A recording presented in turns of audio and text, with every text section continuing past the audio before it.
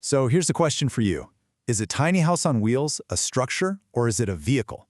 It seems pretty simple on the surface, right? But the answer? Well, the answer is kicking up a legal storm that could seriously change the whole future of tiny living. Take a look at this. It's built to hit the open road, cruise down the interstate, just like any other trailer. But in the eyes of the law, it's on the verge of becoming what you might call a regulatory ghost. It's a real, physical thing that's trapped in this bizarre legal limbo. So, how on earth is that even possible? And more importantly, what does this mean for the builders who are just trying to meet the demand for housing, and for all the folks who just want a place to call their own? All right, let's get into it. To really wrap our heads around this whole mess, we have to start with the absolute bedrock rule of the road, and that's federal law. It's the foundation that every single vehicle made in the United States is built on. Now, the key idea here is something called federal preemption. It sounds complicated, but it's actually a super simple and incredibly powerful concept. It just means that federal laws, in this case the Motor Vehicle Safety Act, are the supreme law of the land. They automatically, no questions asked, overrule any state or local laws that try to mess with them.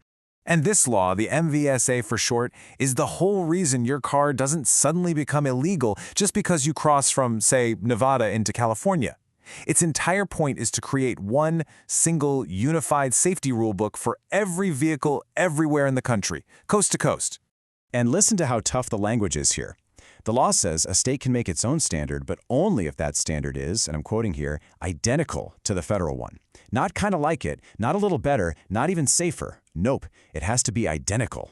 This incredibly strict rule creates what our source material calls the identical trap. See, any local or state rule that's even a tiny bit different is automatically illegal. And this is all designed to protect manufacturers from having to deal with a chaotic mess of 50 different rule books. So, we've got this solid federal law, right? Well, this is where our story takes a really dangerous detour.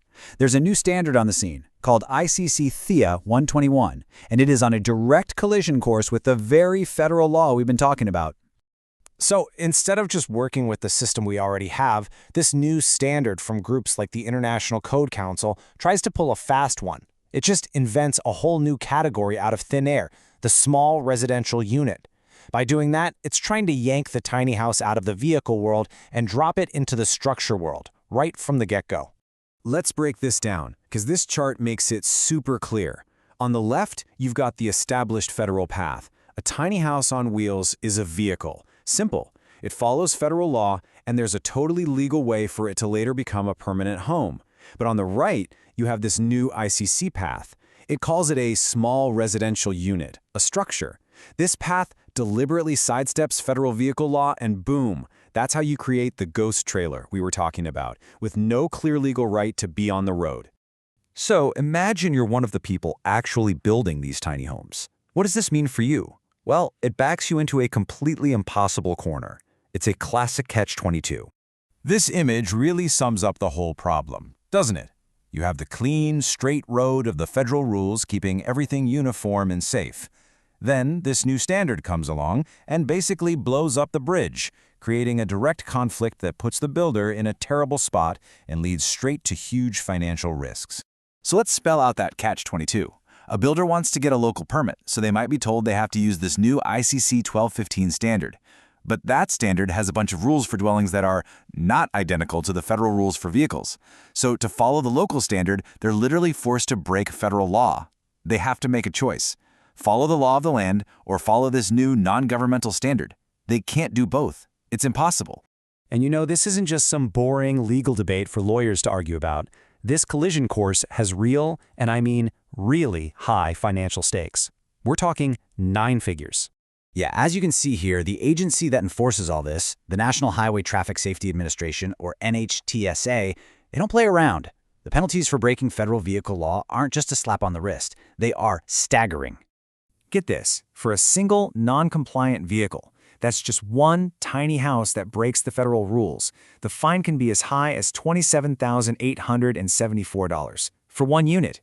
But that's just for one. If a company builds a whole bunch of these ghost trailers, the maximum penalty shoots up to over $139 million. For most builders, that's not a fine. That's a death sentence for their entire company. Okay, let's bring this all home. What's the final verdict here, and why does any of this actually matter for the future of housing?